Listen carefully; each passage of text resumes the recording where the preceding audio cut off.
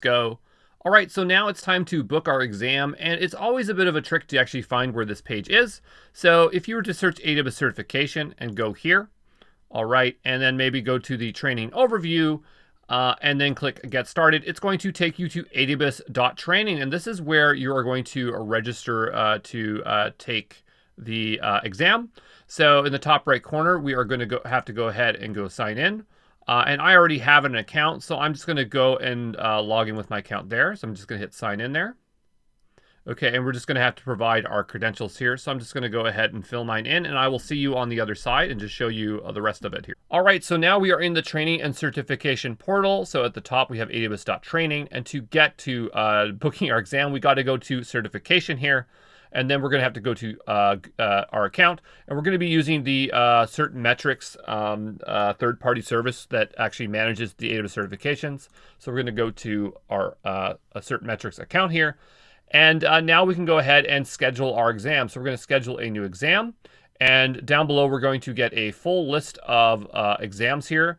So it used to just be PSI, and so now they all have PSI Pearson View. These are just a network of training centers where you can actually go take and sit the exam. For the CCP, you can actually take it from home now. It's the only certification you can take from home. It is a monitored exam, but for the rest, they have to be done at a data center.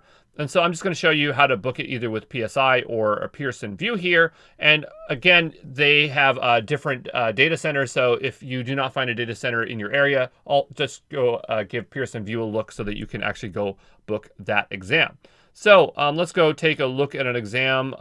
So maybe we will book the professional here. So I'm just going to open this in a tab and open that in a tab, and we're going to review how we can book it here through these two portals. So let's take a look at PSI. This is the one I'm most familiar with, okay, because Pearson View wasn't here the last time I checked.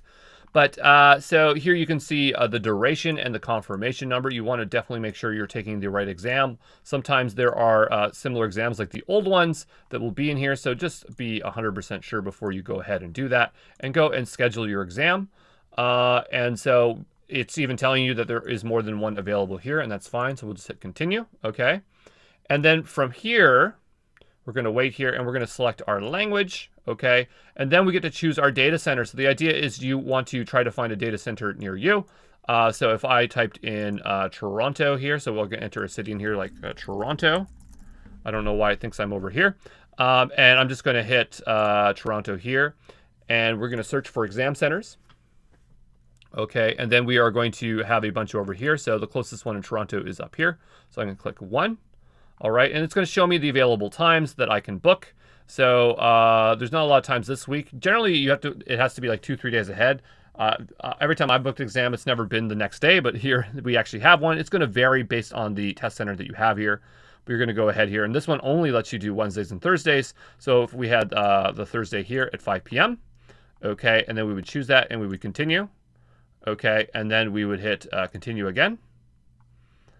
All right, and so the booking has been created, and in order to finalize it, we just have to pay that. It is in USD dollars, okay? So you'd have to just go and fill that out, and once that's filled out and you pay it, then you are ready to go sit that exam. So that's how we do it with PSI, and then we're gonna go take a look over at Pearson View. So I'm just gonna go ahead and clear this because I'm not serious about booking an exam right now, okay?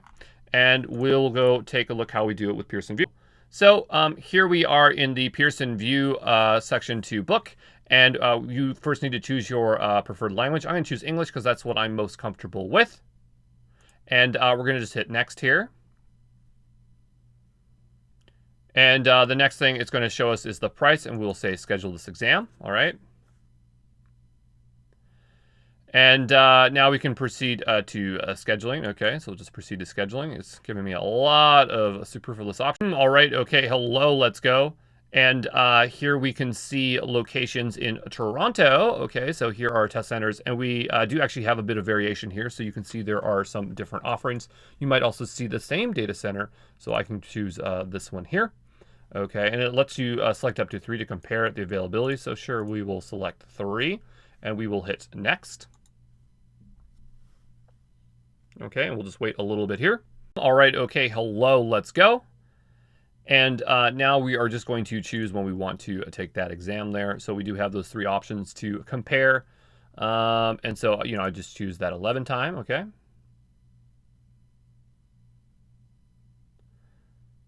And so then we would see that information and we could proceed to checkout.